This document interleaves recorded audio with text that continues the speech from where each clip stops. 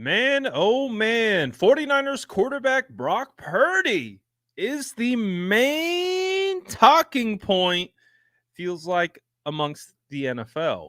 Obviously around 49er fans, but everyone's got an opinion or something to say about Brock Purdy. So we're going to kind of discuss some of those opinions, but we're also going to discuss why Brock Purdy is the perfect quarterback for the San Francisco 49ers as they get ready to go on a run to the Super Bowl. And we are going to talk about all those different reasons coming up right here. But you already know what to do. Drop an SDS in the chat. We're going to roast some Brock Purdy doubters. Let's go.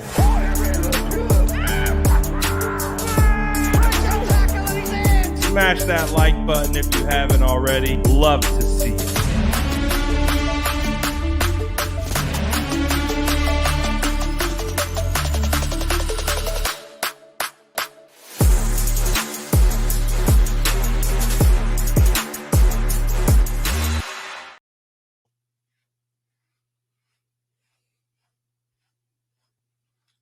Got to make sure the beard's up to snuff as we get ready to cook some Brock Purdy doubters here. Hold on one second. A little better. I need to get this thing taken care of, though. If we're being 100, I got to trim this thing up.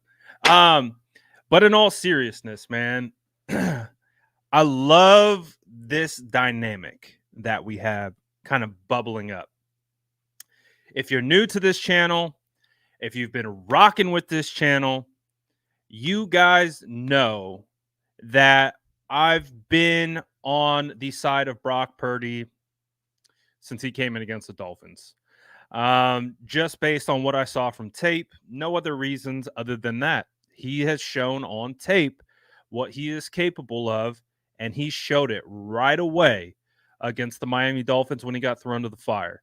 I'll never forget it. I'll never forget Brock Purdy. They threw zero blitz after zero blitz after zero blitz.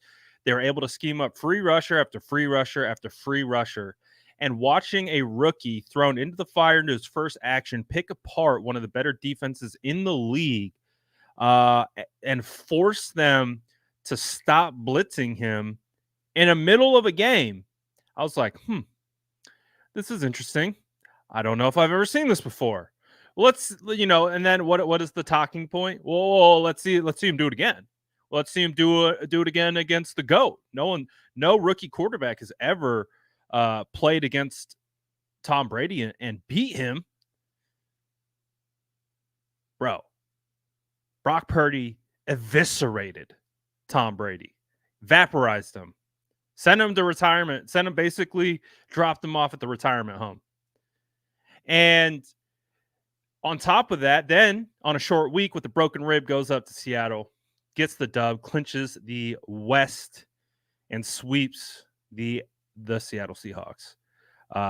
He swept them in the playoffs. He only played 2 out of those 3 games. But the point being is, Brock has showed us all along, like, this really isn't anything new. But what is new about Brock is that he is playing at a higher level than he was last year. Brock Purdy's playing at a higher level right now than he was at the beginning of the season. Brock Purdy's playing at a higher level than he was in training camp. And his evolution process has been phenomenal.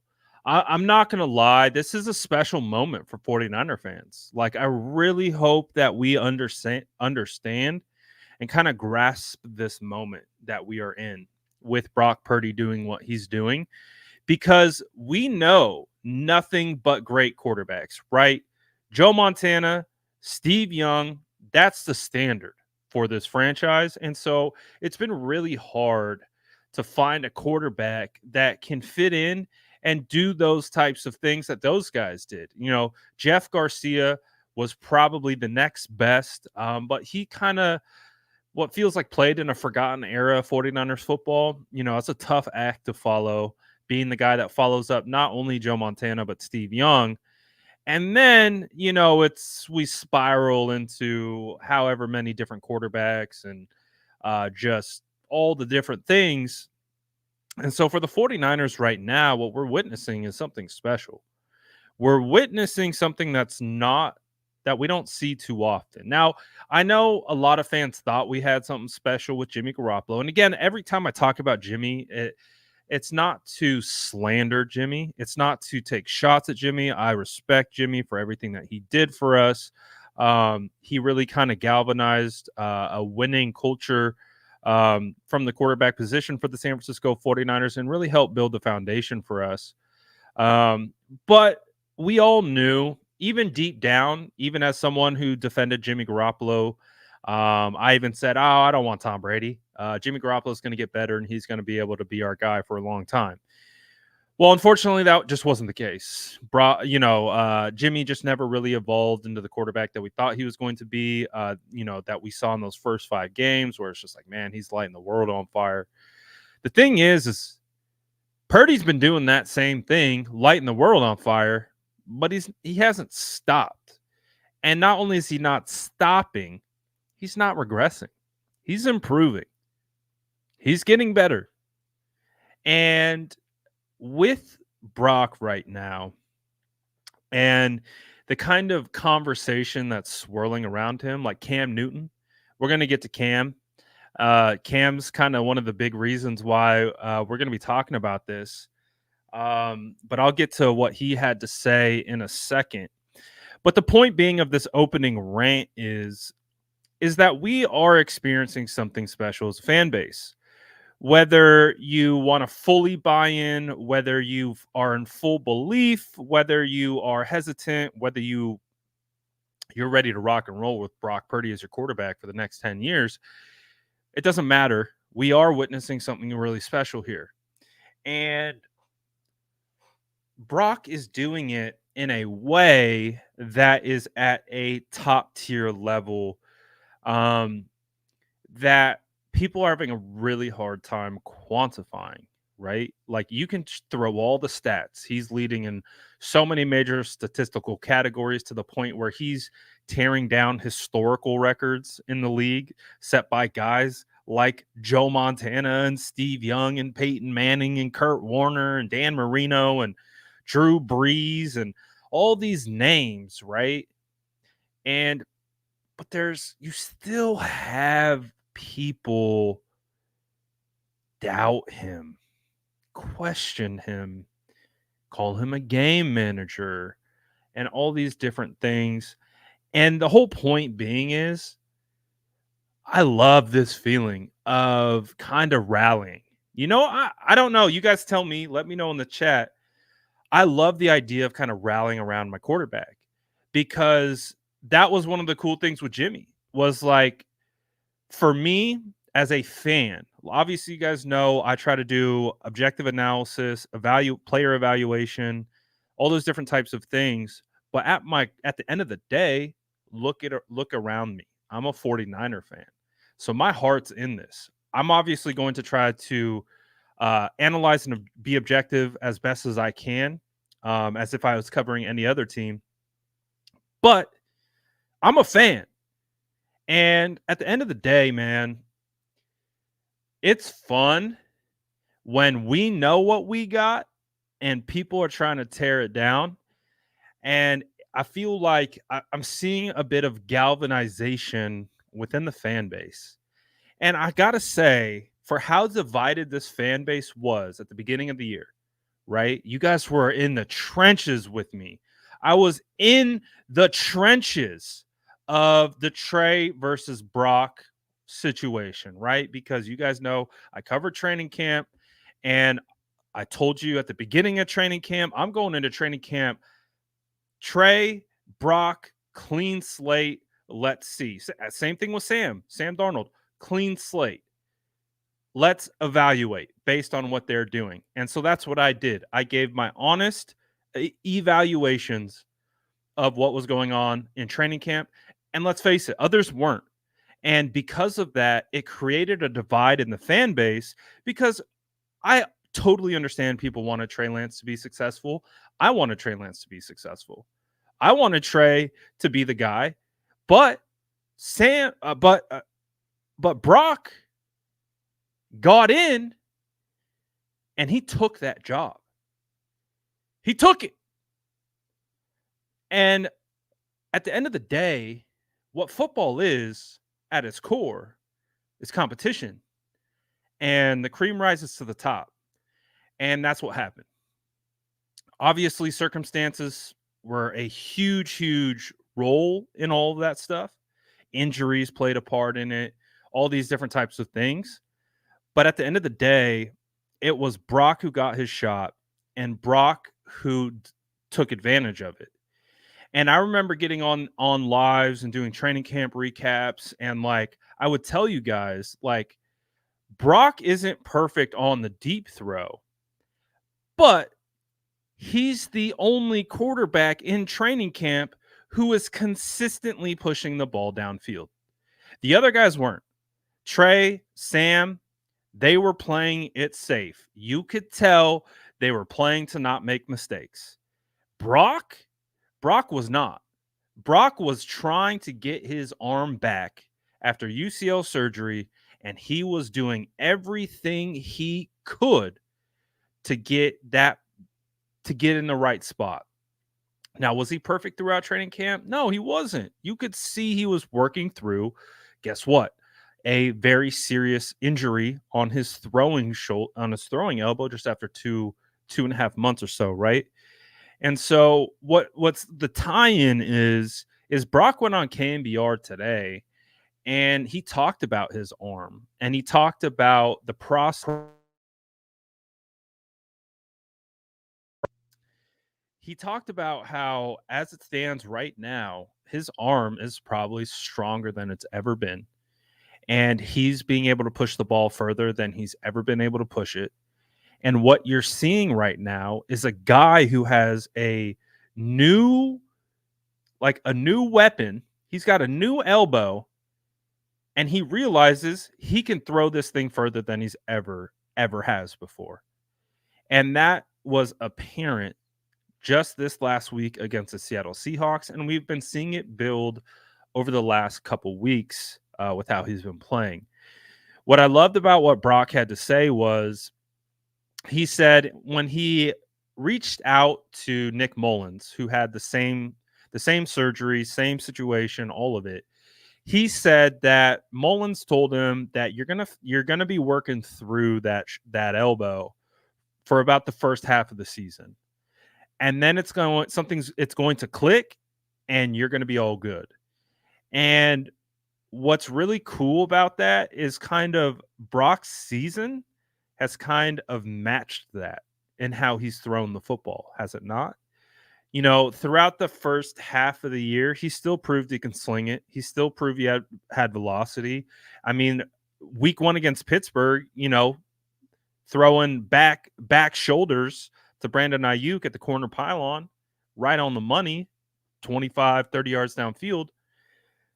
But you could see week 2 against the Rams, he was still trying to find that touch on those deep balls. Well, now it's past the halfway point. Brock Purdy says his arm feels great. He believes it's stronger than it's ever been, and he's doing really well. And we're seeing that. We're seeing a guy who has all the processing ability in the world. Like a lot of people right now are trying to make the argument about, is Brock Purdy elite? This is my advice. Stop trying to make the argument if Brock Purdy is elite or not. I will talk about a lot of different things, but I've been very consistent with this point. I am not ready to call Brock Purdy elite, and I don't think we should even be having that conversation yet. Is he playing elite? Is he doing things at an elite level? Absolutely. But for me, when you're judging greatness over a career and when you're calling someone elite, that's greatness, right? That's greatness. These guys didn't walk out of bed and have one good season and we called them elite for the rest of their career. We didn't say Jerry had one good season and then we called him elite for the rest of his career. No, it's about building a body of work. The greatest measure of a great player is consistency, playing consistently great over time. That's why anyone spinning well, Brock's not elite conversation is spinning. That's literally what they're doing. They're talking to talk. Because if you are truly evaluating this, you're not evaluating it in a vacuum of right now. Being able to call someone elite is a privilege, and it's something that is earned over time through consistency. Now, Brock has been absolutely consistent. He's been absolutely great, and he's been extremely efficient at an elite level. And he's doing things at an elite level. But let's chill a little bit. We can say those things while not having to have a conversation about, well, is he elite? Like, think about the talking points that the talking heads are talking about in the media, right? Well, is he elite? Nick, right? Well, is he elite? I don't, he's playing well. He's playing really well, but it always comes back to, well, is he elite? If you are asking that question right now and you talk about football for a living, I have questions. The point being is people are trying so hard to either prove or discredit. What I love about what's happening right now for me, for fans, is that it really doesn't matter what anyone says he is or what says he's not. Because all that matters is Brock Purdy going out on Sundays and balling. And if he's balling and winning football games, 49ers, we're living life. We're loving it. I truthfully believe we have a franchise quarterback in Brock Purdy. And that is such a freeing feeling to have. Because in 2020, I did not feel like we had a franchise quarterback.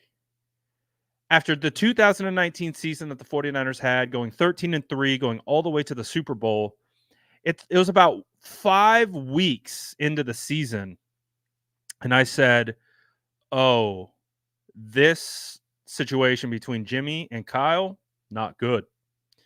Started scouting quarterbacks right on the spot, week 5, 2020. And as a result of that, like, we haven't had a franchise quarterback. Like, we thought Jimmy was going to be the franchise, but it was proven pretty quickly on that he wasn't, even though he stuck around all the way till 2022. But we knew he was the guy in place of said franchise quarterback. And it's absolutely wild that it took us trading up to 3, drafting Trey, taking Brock as Mr. Irrelevant, both of them getting hurt, Brock getting his opportunity, and never looking back. This is stuff of legends, man. This is legendary. And so when people like Cam Newton, former number 1 overall pick, quarterback who played in this league for a good amount of time, you're going to have to remind me. I believe he won MVP. I believe so. But again, this is just a perfect example of, just because you played at an elite level doesn't mean you know how to evaluate an elite level. I talk about this all the time. Just because you play it, like, there are guys like Steve Young. He knows everything about football. He can evaluate football at the highest level. He could probably be one of the best scouts, one of the best GMs, probably. I believe, at least from the quarterback position, Steve Young knows how to evaluate talent. Now, there are other guys that don't. And just because they played at a high level doesn't mean they know how to evaluate talent, because you have to think from like a alpha athlete's perspective. Are alpha athletes paying attention to what everyone else is doing? Or are they paying attention to what works for them? What helps them be great? Because what helps them be great might not be what's great for that person or that person or that person. And they might have different backgrounds that have a completely different reaction to the things that you react to in a positive and or negative way. So there's so many variables when it comes to evaluation. So that's why when people, "Whoa, he played in the NFL," I was like, yeah, okay, that's fine. But when you say things like this and you go on your podcast and you say they're not winning because of Brock Purdy, huh? What was that? Now you're probably like, oh, well, you took it out of context. It's just text, right? No, I'll play the sound for you. I'll play the sound for you right here. Take a listen to Cam Newton. This is what kind of got me riled up today. I came across this last night. Obviously, Patrick Mahomes, Dak Prescott, Brock Purdy, but Brock, they're not winning because of him. He's not turning the ball over. He's managing the game. And if we were to put that in its own right as game managers, Brock Purdy, Tua Tagovailoa, Jared Goff, and really Dak Prescott. These are game managers. They're not difference makers. And when you say game manager, I'm not asking you to go out and win the game. I'm just asking you not to lose. Not to lose the game. Listen, motherfucker, I don't give a damn what you do. You don't have to score every time. You just don't have to throw a pick every time either. If we're going to really call a spade, a game manager is different than a game changer. Lamar Jackson, obviously Patrick Mahomes. Bruh, really? I did not have this on my bingo card today. I did not have on my bingo card today that I would say Cam Newton doesn't watch the tape. Cam Newton talking spicy, but Cam Newton doesn't watch the tape. Cam, if you're listening to this, because I kind of put you on blast on Instagram. Well, I posted this right before I came on.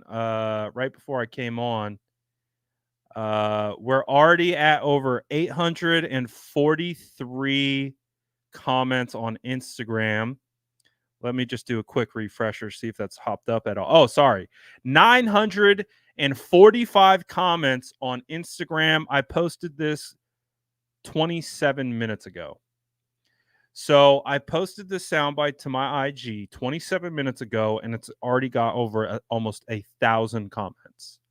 I posted this on YouTube a couple hours ago, already over 1,000 comments on YouTube.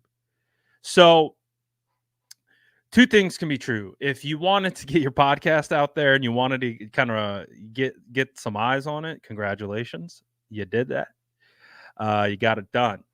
But what are we talking about, Cam?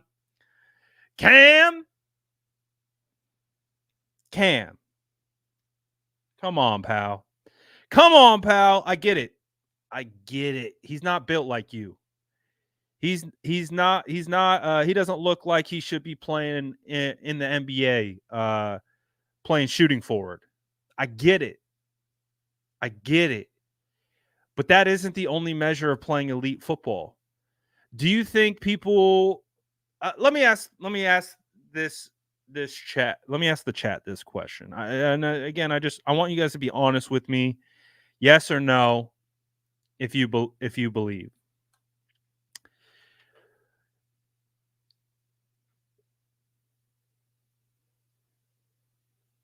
Was Drew Brees an elite quarterback when he was playing? Yes or no in the chat. Yes or no in the chat. Was Cam Newton, was Drew Brees elite when he played? Yes, I think he only won one Super Bowl, but year in, year out, breaking records. So far, the chat is abundantly yes, right? Abundantly yes. Drew Brees was elite, played 20 seasons in the NFL, played for a long time. Super Bowl champion, Super Bowl MVP, 2-time Offensive Player of the Year, NFL Comeback Player of the Year, 4-time second team All Pro, 13-time Pro Bowl, 7-time NFL passing yards leader, 4-time NFL passing touchdowns leader, 2-time NFL passer rating leader, 6-time NFL completion percentage leader, and every single other thing you could think of. Every single thing you could think of. I think he was the same exact height. He's 6 foot, 200 pounds. 6 foot, 200 pounds.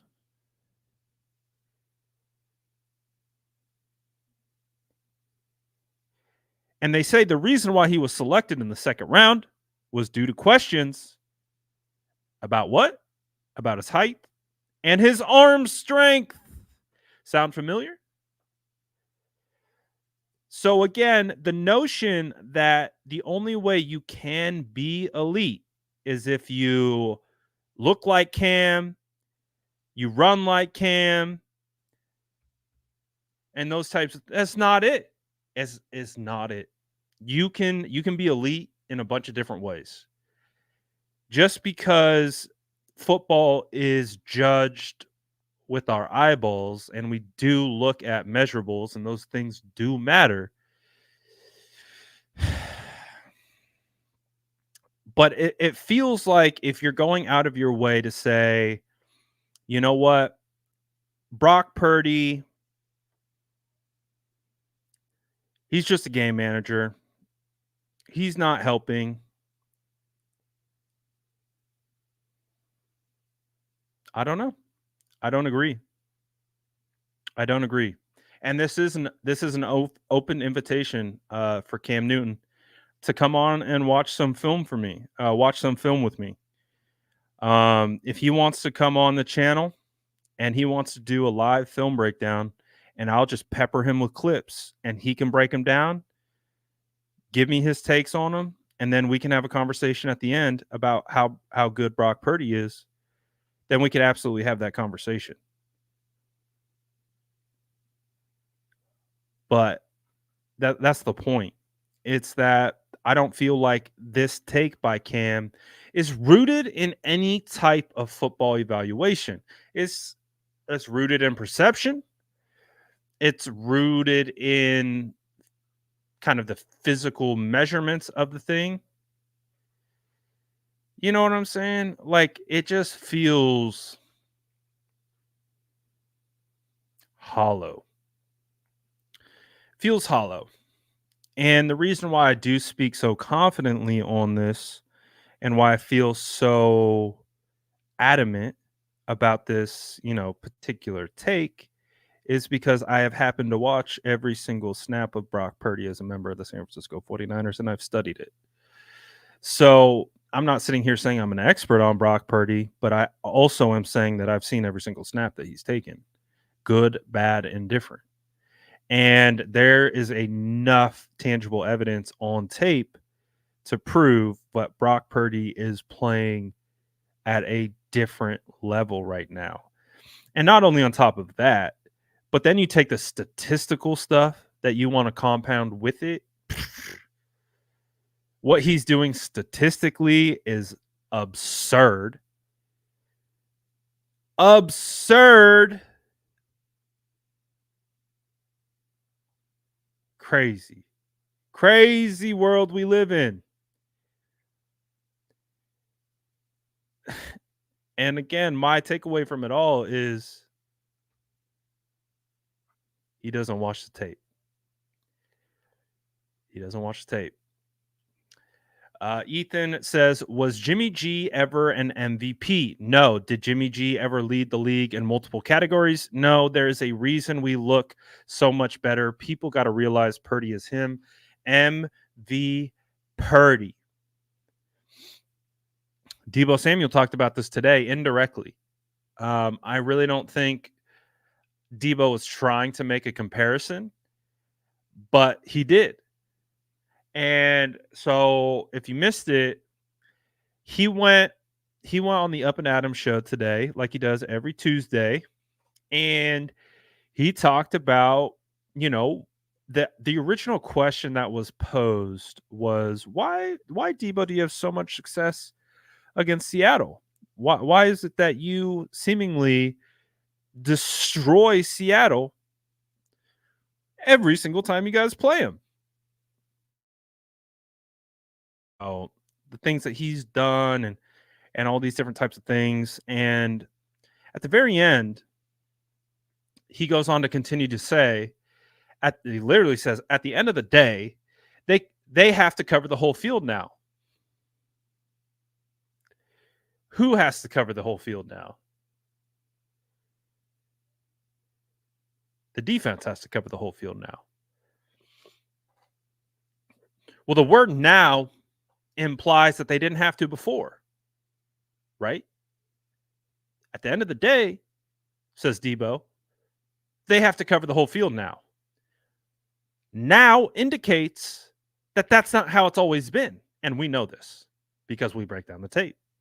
We've also watched all of Jimmy's snaps as well. So we know that, right? We know that. So we know that both stylistically, Jimmy Garoppolo, Brock Purdy have different styles. And Deebo continues to go on to say, he says, not only are we throwing the ball over the middle, but we are throwing the ball down the field. And that puts a lot of pressure on the defenses than it used to. Deebo Samuel indirectly gave credit to Brock Purdy for changing the way defenses game plan against the 49ers offense. He talked about Kyle. He talked about CMC. He talked about all the weapons. But indirectly, it came down to how the defenses scheme against this offense. And right now, these defenses are in blenders because they don't know what to do. They don't know what to do. Do they stop the run? Do they focus on trying to mitigate, stop the 49ers from getting to the edges? What do they do? Do they clog up the middle of the field, leave the seams open? Do they play too high? Do they play one guy over the top, bring the extra guy into the box? They don't know what to do because whatever they do, Brock has an answer. And that is terrifying for opposing defenses.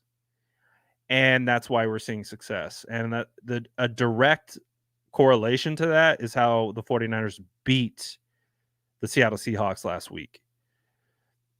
So the whole point of all this is that this is why Brock is the perfect quarterback for the 49ers as they go on their Super Bowl run this year.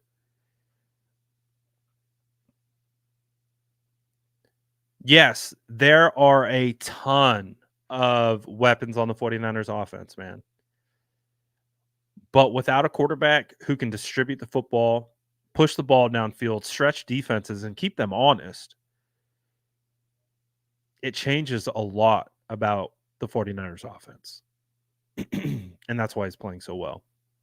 Evoke says, proof of him being franchise quarterback is my blood pressure being okay during Niner games. I've talked about this so many times. I've talked about how confident I feel with Brock Purdy at quarterback. I just feel confident. I don't feel concerned.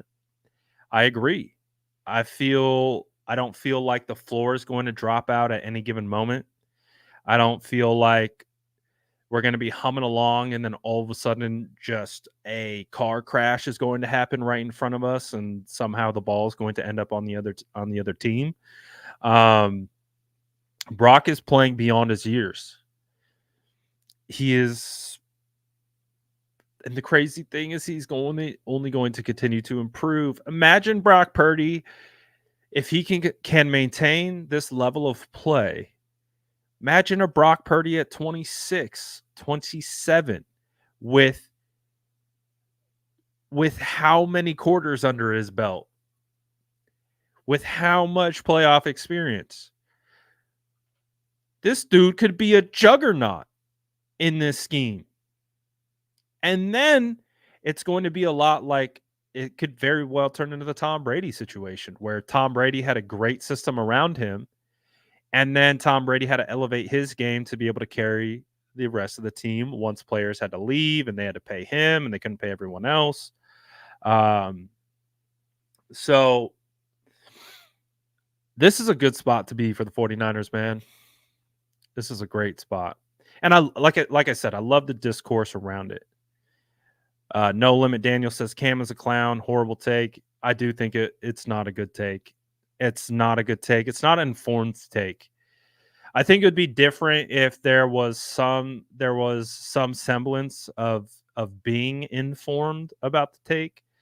But I think that's in of itself the problem. Is it's so surface level. It doesn't sound like he's watched Brock play. So Brock, again, he became a big topic today. I wasn't expecting that. It just so happened. He started on KMBR this morning, and then we had Deebo talk about him, and then Cam.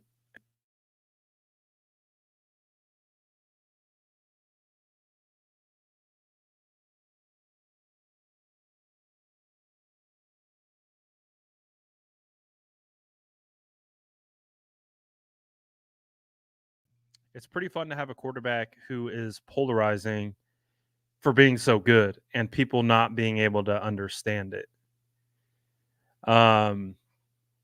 So I'm having fun with it. I'm not going to lie.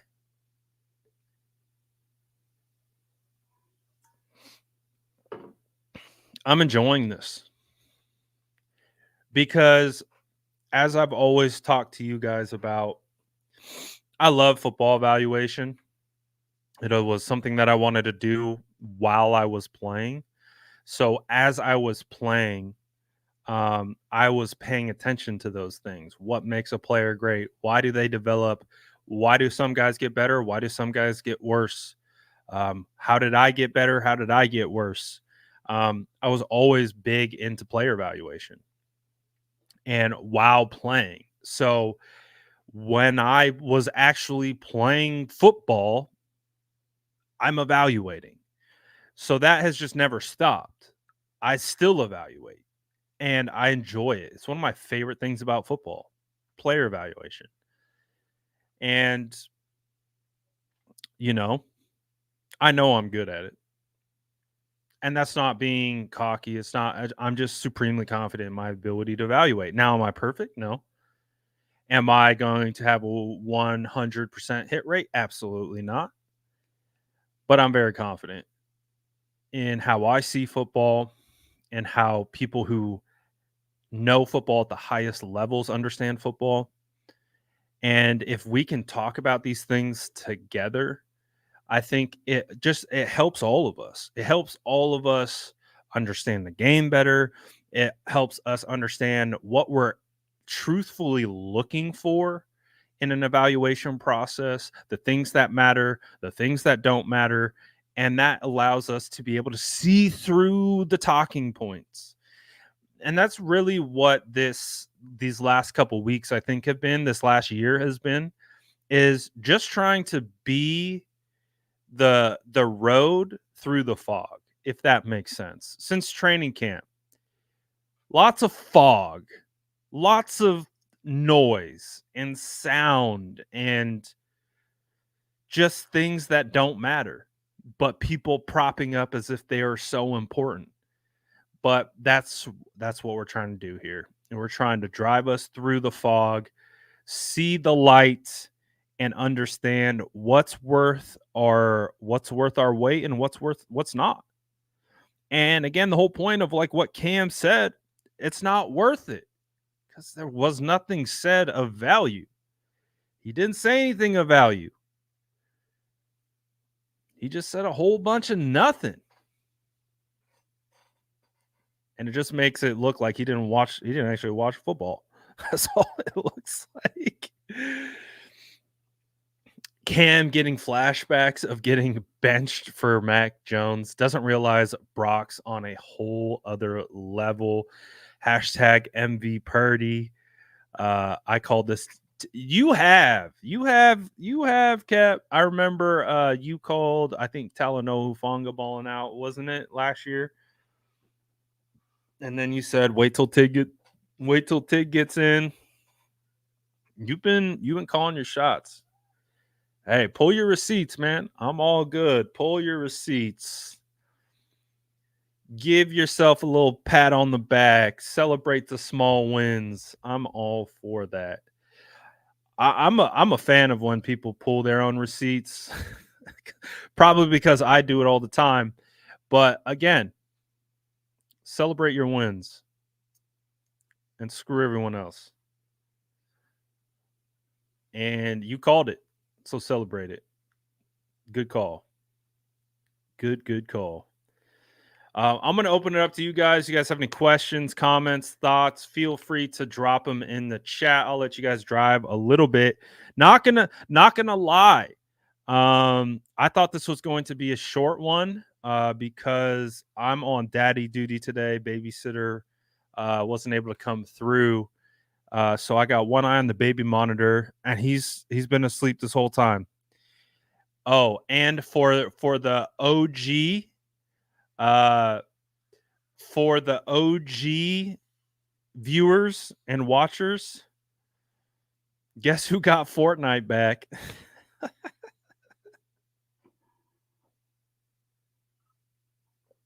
So if my stream is a little choppy, I am back to blaming the kids for playing Fortnite.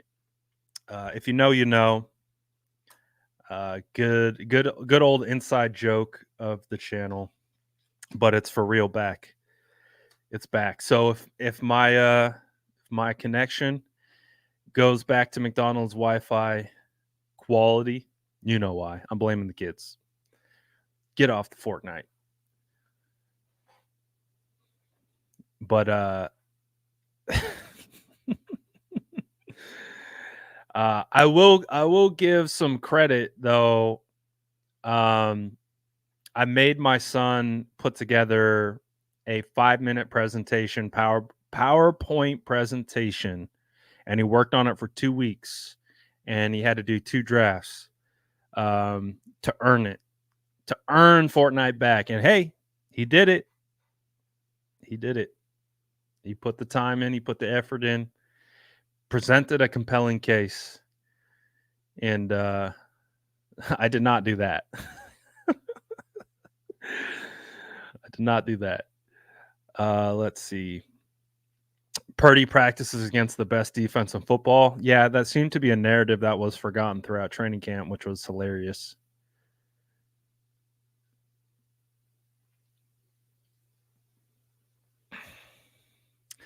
I feel like Brock Purdy is underrated. Yeah, Brock Purdy is going to be one of those guys who's going to be underrated until he's rated.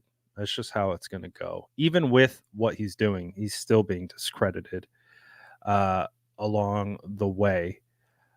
Mountain Cat says, I'd love to hear Brad's take on why Purdy was downfield to help CMC to get up on the first play. I swear it almost looked like he was ready to block for him. I think that was exactly it. I think he was running downfield to block for him. You know, ask, and we can even. I got it right here. Take me 2 seconds. So I absolutely believe that Brock was trying to block for him. So this is the play that is in question. Mountain Cat says, I swear it almost looked like Brock was ready to block for him. CMC gets loose. Watch Brock. Look at him. And then he's like, oh, I'm not going to get there. And it's like, well, wait, maybe. And he's the first. How often do you see a, 76-yard run? What is that? 76-yard run? And the first person to greet you is your quarterback. Like, I've never seen that. And also what I love is look at who CMC's pointing to. At first I thought he was pointing to the defenders, but no, he's pointing at Ayuk. CMC's like, you freaking dog, man. Because look, Ayuk's down here 40 million yards downfield, setting up cutback blocks for CMC. And then CMC gets up and says, you dog. I thought he was pointing to Seattle guy at first. Nah, he's pointing to Ayuk. That is CMC saying, Ayuk, I love you. You're a dog. Look at that. Quarterback helping him up. Wide receiver blocking 1,000,000 yards downfield. That's why this team is different. No other team in the NFL is doing this right now. Not one. That's why this team is different. And that's why this team is going to be great with Brock at quarterback. I love it. Look at the poetry in motion. Look at those hog mollies creating lanes, skill positions, Brock Purdy running all the way downfield, Brandon Ayuk coming to clobber someone. Thing of beauty, man. Thing of beauty. Do I have any concern about playing the Ravens? Well, I would consider the Ravens the best team in the AFC right now. They have the same record as us, and they're playing really well, and they have a running quarterback. So I think it will be a great test. I'm not necessarily concerned. I have belief in the 49ers, and I do think it helps that they're playing at home. I'm definitely not concerned, but it will be a great test. It will be a great matchup. Could be a Super Bowl preview. Yeah, the Rams almost got them too, by the way. So we'll see. We'll see what it looks like when it's all said and done. But I feel pretty good. I feel pretty good for it. Yeah, I feel pretty good. Let's see. We got a couple other super chats. Is Nick Wright trolling or serious? I think it's a combination of two things. I think he's trolling, and I think he's serious at the same time. I don't think Nick Wright has any football expertise in his body. I mean, he's a great talker. Like, that's the thing. It's like when you realize what this game is about, a big portion of this game is just being entertaining, right? I'm not super entertaining. And that's perfectly fine with me. I never once envisioned myself as a streamer or someone who would be talking into a mic. So it's never been my goal to be entertaining. My number one goal is to just talk about football and, talk about it from an objective point of view, try to talk about it from an X's and O's point of view, try to talk about it from a nuanced point of view. I'm not trying to entertain you, and that's no disrespect to you or as my audience. But I've always been someone that I would say that I envision myself behind a camera, not in front of it. So when I get in front of it, I don't have crazy antics for you. I just talk football. With this guy, his job is antics. His job is, it's not rooted in substance. It's rooted in entertainment. It's rooted in us. It's rooted in us coming back every week to be like, well, what did Nick Wright say this week? Right? That's how they went.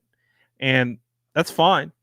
That's fine. He does a great job of, helping me have some content on days. I got no problem with it. I think it helps create a discourse. It helps create a conversation. And at the end of the day, in sports media, that's what it's all about, is creating discourse, creating conversation.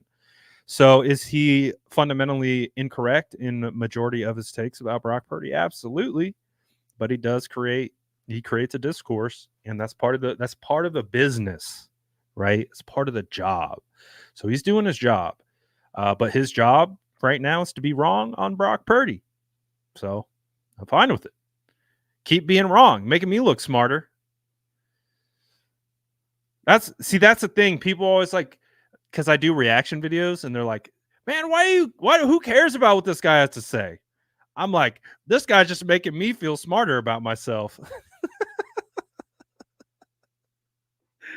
Like half the time I'm doing these reaction videos, I'm just like, man, these guys make me feel real smart. I was like, he said what? I said, Cam Newton said what?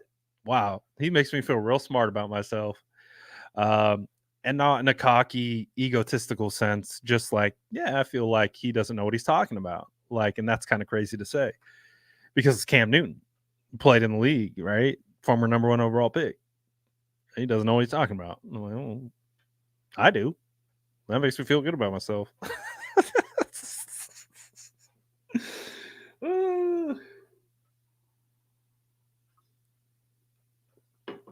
Good times. Good times. Did anyone else notice Seattle copied our double fake pass? Yeah. Yeah. Yep. Kittle posted it to his story.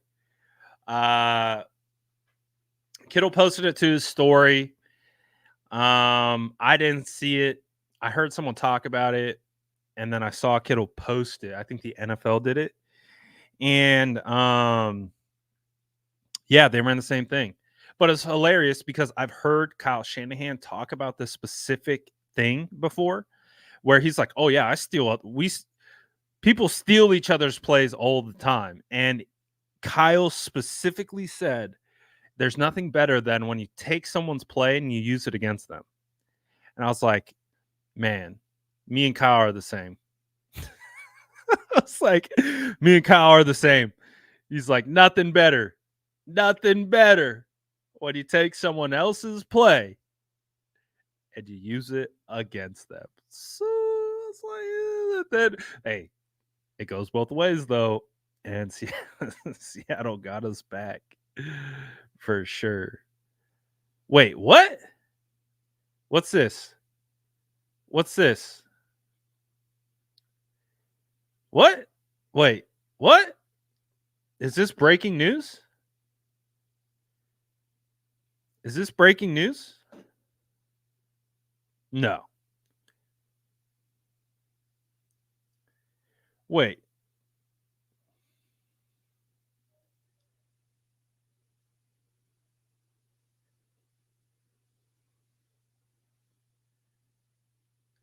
Hold on. All right, so the headline reads, NFL Insider claims Patriots will part ways with Bill Belichick after the season. This is a quote. When they came out of Germany, conversations I had that week made it very clear that a decision was made. They were going to play out the string, and at the end of the year, there would be a parting of ways for a variety of reasons. Huh.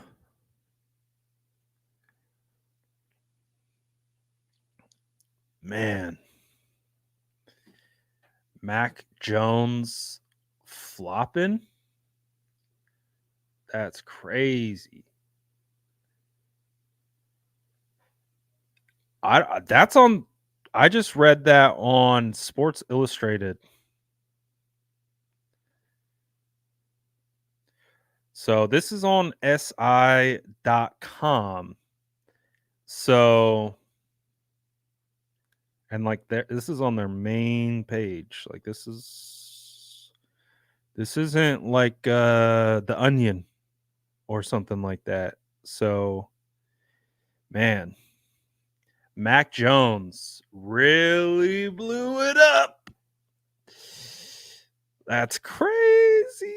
I didn't see that. Oh, look who it is. Look at Coach. Coach says, my SDS family, we go back. It's been a long time, Brad. We got to get up, man. I'll hit you through Twitter. Haven't talked in a while, bro. You guys see Coach is famous? Coach is famous now. He's big time. I got big time by the big timer. Coach is out here doing 4 million streams a day. Shout out, Coach, man. I see the grind. Keep going, man. I love it.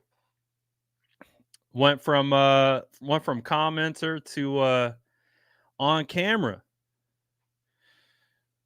I'll never forget though.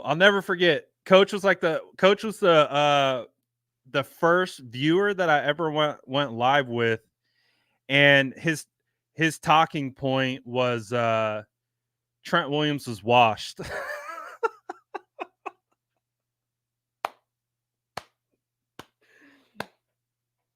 I was like, damn, Coach.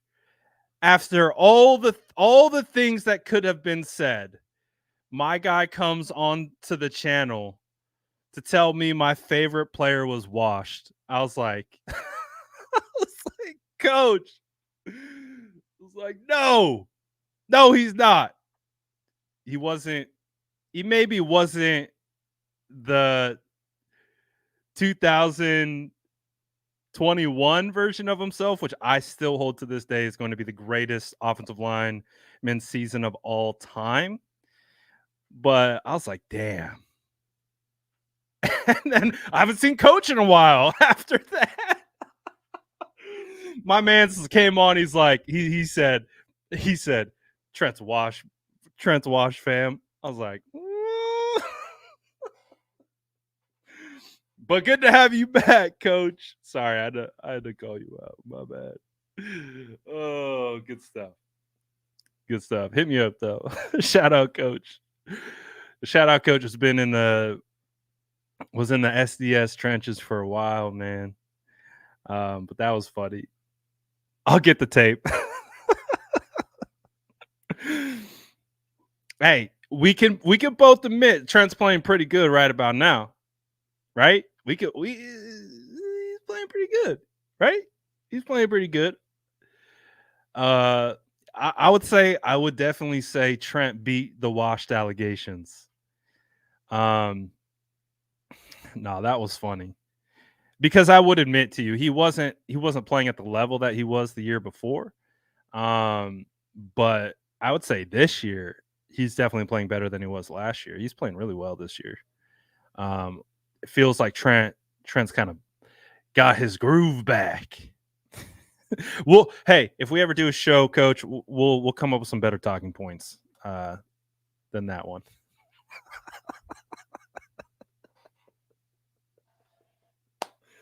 Love you, Coach. Glad to have you back. Anyways. Oh, if I am, we'll give you the floor. I thought that's what it was. But I don't know. I thought I remembered it pretty well.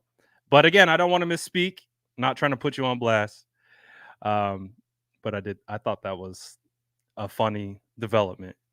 But anyways, back to the topic at hand, as we were talking about Belichick out with the Patriots. What do you think? What do you think happened? What do you think happens if the 49ers took Mac Jones at 3? Would Kyle be on the hot seat right now? Or do you think Mac Jones would have had. Do you think Kyle would have been able to help Mac Jones? Mac Jones played all right as a rookie, right? I don't know. That's an interesting debate because, man, if they took Mac Jones, which from all accounts, we keep hearing that's who they really wanted, and then Kyle switched it up at the end. I don't know. It would have been interesting. Could you imagine if Mac Jones was our quarterback right now? That would be crazy. Something tells me, though, Mac would have played good enough in our system that maybe he stuck around. I don't know.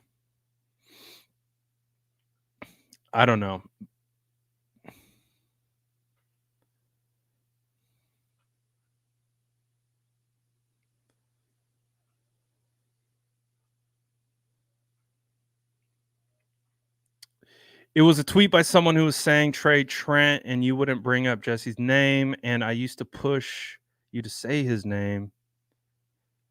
We both were on the same page. Can't believe you don't remember. I don't remember. I thought it was completely different. I remember it as, I might have to go back in the archives for that one.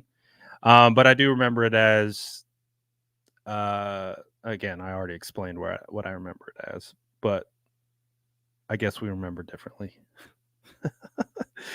It definitely stood out to me. I remember that because I remember kind of flabbergasted by it. I don't remember the conversation being around the trade. I just remembered it being about a evaluation, but I also have a questionable memory at times. So we'll see. We'll have to check the tape on that one. All right. Hey, if you can pull the receipts, I will walk it back. I will come on this channel and I will say, I apologize, coach. I got it wrong. But send me the link so I can watch it. Man, that's gonna be a deep dive for that one. That was it's like 2 years ago, right? I think so. All love, coach. Keep doing your thing, man. I see you grinding. I see you starting your channel. If you guys don't know, another 49ers content creator, tap in with them. Another guy doing great things out here on YouTube. Another great thing from YouTube. Someone asking where I'm from. I'm from the Bay. East Bay, I guess. South Bay to East Bay to Disco Bay. Oh, and I'm still shocked that this live won an hour. I got one eye on the baby monitor. He's starting to move a little bit, but he's still sleeping right now. Still sleeping right now.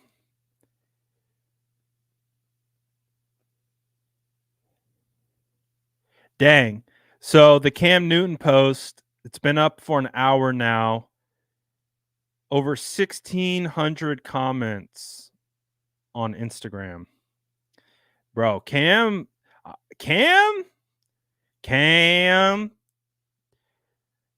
stirred it up a little bit. See, this is what I'm talking about. 1,600 comments in an hour. This is what I kind of started the show with. I started the show with, I'm kind of loving that the fan base is galvanized around Brock Purdy right now. And because it wasn't like that, 3-4 months ago?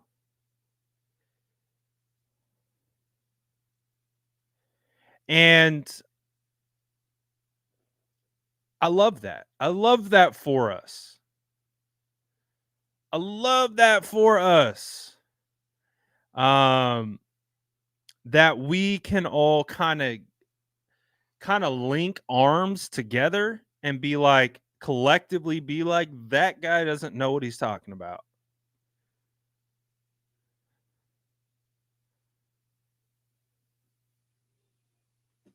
So I love that energy.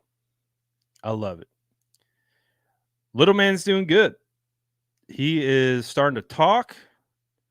It's crazy, man. It's crazy how time flies. Time's flying. I can't believe how much time has passed, man. It's crazy. But time flies when you're having fun, I guess. And when the 49ers are playing like this, it's real easy to have fun, man. And I think that's the best part of it. It's like with how they're playing, it's great. Oh, let's go. New sub. Welcome to the SDS. Appreciate you, man. Appreciate you. All right. But speaking of little man, he's starting to wiggle. So I'm going to get out of here to make sure I can get him when he finally decides to get out of... Oh, his ears are burning.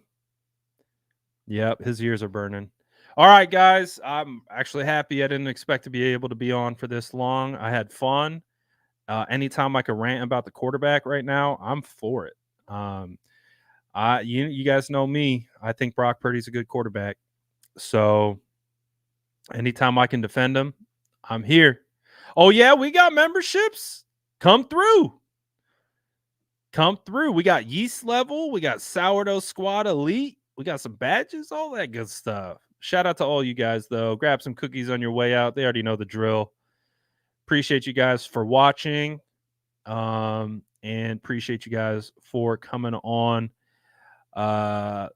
Thanks for all you do for us, Brad. Keep up the good work. Appreciate you guys. Appreciate all the positive energy. We got Coach. Coach showed up today. Must be a good day. Must be a good day. We got Coach in here, reminiscing about good old times. One of the SDS legends in here. One of the OG founders, SDS Mod Squad legends. So you know it's a good day. Shout out to everyone. My guy. I don't know. We'll be back tomorrow. What's tomorrow? Ooh, State the Franchise tomorrow. State the Franchise. Spicy Aponte. We had a impromptu state of the Seahawks on Sunday after the game. Hey, no promises. No promises. He says, Brad, don't ghost me. I know how you get down. My own family isn't safe. No promises. No promises, but I'll do my best. You got my number, I think. And if you don't, you know where to find me. But I appreciate all you guys. Stay tuned to the channel. Smash that like button on your way out. I'm out of here for now. Peace.